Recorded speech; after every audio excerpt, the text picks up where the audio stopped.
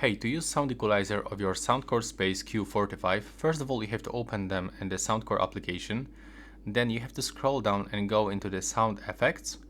And as you can see, we've got three options. Let's focus on the default and the custom. When you click on the default, you can find some presets.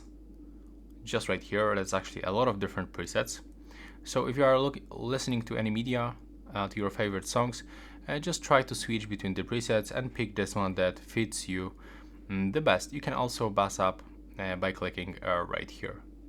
Next, you can also go for the custom. So by clicking right here, you can set this preset into your own preferences. And then you can also click on the settings icon to give it, for example, the custom name. So click to how to, then click done. There it is. Then just go back, and that's our created preset. When you go back, you can just switch right here. And here you've got also the Hear ID sound.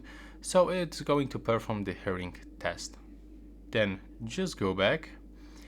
And basically that's it. That's all for this video. Right now, please subscribe to my channel. Bye bye.